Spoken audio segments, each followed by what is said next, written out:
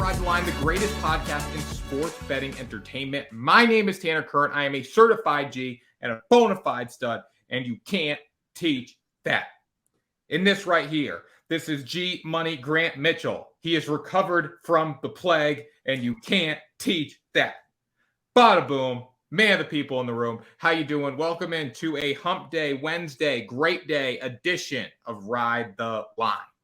Welcome into a brand new episode.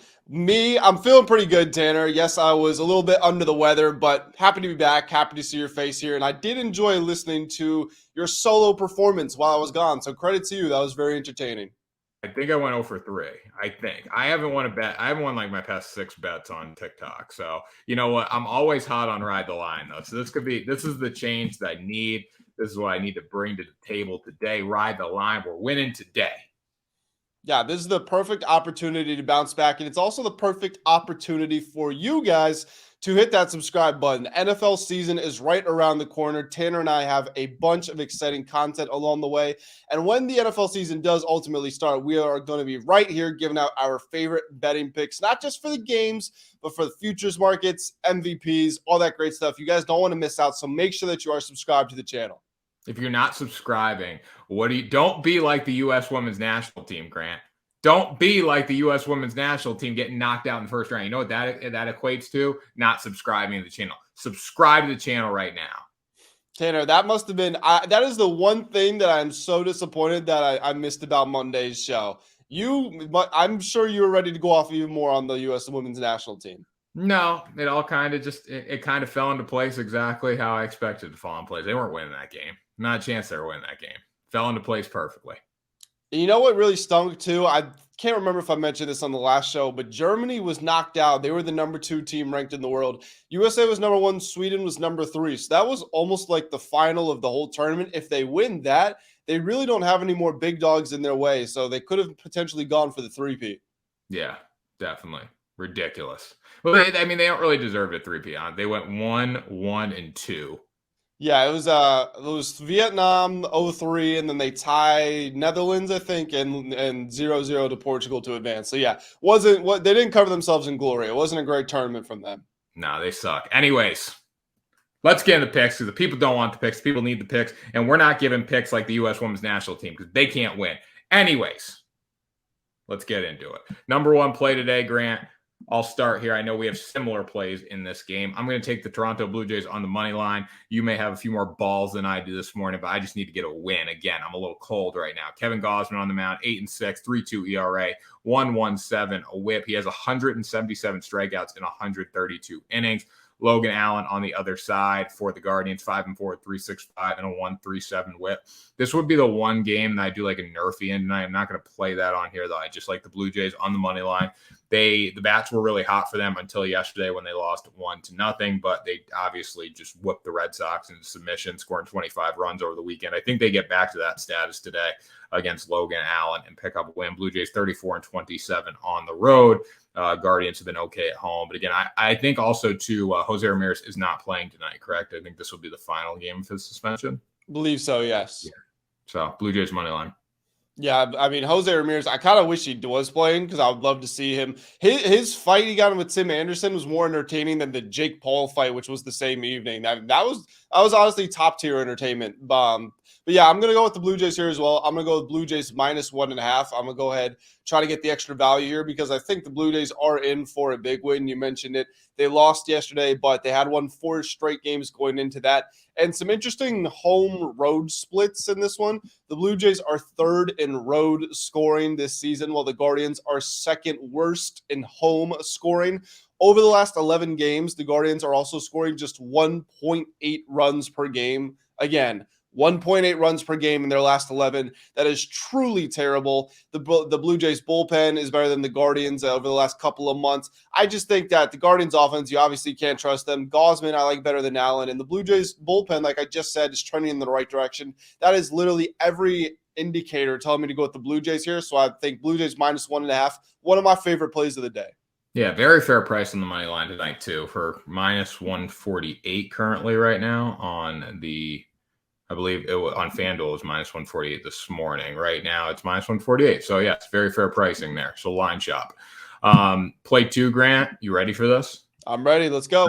This one's going to blow your mind. I'm taking the Okay. Dodgers in this spot. Bobby Miller's on. You ever heard of Bobby Miller before, Grant? I have. He's not a big name. No, Bobby he's Miller's not. not He's a big definitely name. not. But Bobby Miller is going to lead the Los Angeles Dodgers to a win tonight against Merrill Kelly and the Arizona Diamondbacks. Diamondbacks have faded a little bit. They are 10 games back of the Dodgers now. There was a time when people did believe that the Diamondbacks had a chance of winning this division. That's preposterous because Bobby Miller's 6-2. He's got a 4.26. He's going to shove it right up there. You know what today, Grant? 1-2-3 whip, 62 strikeouts in 63 innings, 6 home runs allowed when he's on the mound in 63 innings. So a pretty decent number there. Merrill Kelly on the other side, very good pitcher, 9-5 with a 3.21 ERA and a 1.16 whip. But again, this one's going to come down to the offense in this game. I mean, both offenses are relatively similar here in some categories, but there are a few where the Dodgers just blow the Diamondbacks out. Number one being home runs, 181 homers for the Dodgers compared to 126 for the Diamondbacks. And then runs scored, 642 for the Dodgers compared to 536 for the Diamondbacks. Diamondbacks have been very cold in the second half overall. They've only won 5 games in the second half, and they have played a lot of games there. They're on a 7-game losing streak right now. I think they make it 8 tonight, and then they have to face San Diego at home. So they could be this losing streak could stretch a while in the second half. Yeah, I love this play. I'm also personally going to be betting Dodgers money line. I think this is definitely it's definitely up there in lock of the day territory. The Dodgers, they won yesterday 5-4, but the game wasn't as close as that score makes it seem. It was 5-2 going into the 9th. They have now won 7 of their last 8, while the Diamondbacks, as you said, have lost 7 straight. I also like the point that you brought up, the Dodgers hit a lot more home runs than the Diamondbacks do. That's important because as good as Merrill Kelly is, he just gave up 2 home runs the last time he was out there to the Minnesota Twins. Also gave up a home run the time before that. Not fully been the same since he's come back from that month and a half absence. Still good, but not fully lights out here. And the Dodgers bullpen, it started the year really shaky, but over the last couple of months, it's risen to top 10 in combined ERA. The Diamondbacks is 4th worst during that same span. So yeah, I absolutely love the Dodgers money line here. I will be betting this myself. Love it. Love it. Let's get it, Grant. Pick 2. My second pick here, I'm going with the under of 9 runs in the game between the Cubs and the Mets. Now, the Cubs offense leads the league in post-All-Star scoring, but it really has not looked the same in this series so far. Through 2 games, they won yesterday, but they only scored 3 runs, and the day before that, they only scored 2 runs. Now, flip that on its head. The Mets, yes, they scored 11 runs in the first meeting of the series, but that's just a flash in the pan. The Mets are not going to consistently do that. They are 26th in scoring since the All-Star break. On the mound in this one, Kyle Hendricks is getting the go for the Cubs. He's got a 3.98 ERA. Hasn't quite been the same as of late, but he's still not that bad of a pitcher. And then David Peterson, he has a 5.65 ERA for the Mets, but that is a little misleading because he has a 2.67 ERA at home. He also just threw a 3-inning shutout to the Orioles. Granted, 3 innings is not a large sample size, but it's at least going to give him a bit of confidence. He also had a 3.12 ERA last month, so that is yet another reason to have some optimism here. The Cubs bullpen is top 5 in ERA since June 1st. The Cubs offense is actually worse on the road. They're 19th in road scoring. The Mets have the worst home batting average in the league, and they're 28th in home scoring. An awful lot of signs saying to play the under here, so that's what I'm doing. I like it.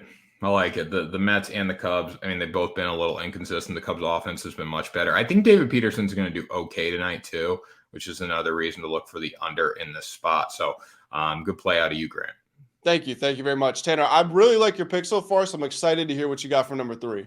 Well, this one's a banger. This one's an absolute banger. Take it to the bank kind of play right now. The Baltimore Orioles. 70-43. Who would have thought the Baltimore Orioles would be 70-43 this season? And you can get tickets for as low as $11 tonight facing the Astros. That's how much Baltimore fans care about baseball right now. 70-43, 35-22 at home this season. They're going to face the Astros tonight, 65-49. I don't want to play a side in this game. I just want to play a total. I'm going to take the over of 9 runs here. The first game of this series, there were 13 runs scored. I think we're going to see a similar result tonight. Christian Javier is going to go for the Astros. He's 7-2 with a 4.39 ERA and a 1.21 whip. Been very good, but the elite strikeout ability is not necessarily there. He does walk a lot of batters, and he gives up homers. So there's opportunities for Baltimore to hit the baseball tonight. Jack Flaherty on the mound for the Orioles. In his first Baltimore start, he was actually really good. 6 innings, 4 hits allowed, 1 earned run against the Blue Jays. He shoved there. I don't think that's going to happen today because that's not the Jack Flaherty that we know and love over the years. He's 8-6 with a 4.28 and a 1.52 whip.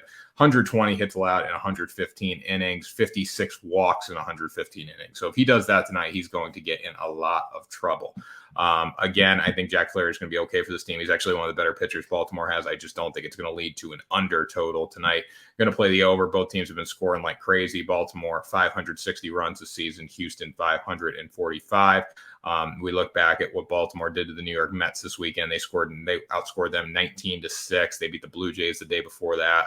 The first game of that series, 6-1. They are hitting the baseball right now. So if each team can put up about, 4, 5, 6 runs, if this is a 6-4 game, it gets over the total. Also, you have the 9 runs there. So if it does hit 9, you do push, which is one saving grace. This is not 9.5. So I recommend getting it before it jumps up to that because I believe it will. I don't have a play on the over here. I'm actually quite the opposite of you. I do have a play from this game. It's not in the over or under. It's the Orioles money line. I really like the Orioles in this spot. They lost to the Astros yesterday. Kyle Tucker steps up, hit a grand slam. By the way, Kyle Tucker's having a very impressive year. I mean, Shohei Ohtani's going to win MVP, but if he didn't win it, then is Kyle Tucker the American League MVP, do you think? Yeah, he's up there. I mean, nobody talks about Kyle Tucker because it's just like skinny white guy. Like he doesn't necessarily look like an athlete. Like he's just Kyle Tucker, but he's one of the best players in baseball. Yeah, absolutely. And he made an enormous play yesterday, game-winning grand slam in the 9th inning against a really good Baltimore team on the road. That was awesome. I don't want to say the Orioles should have won that game because it wasn't a fluke. It wasn't luck that they lost, but they were in a position to win the game and to win the game comfortably. They were up by 3 runs in the 9th inning.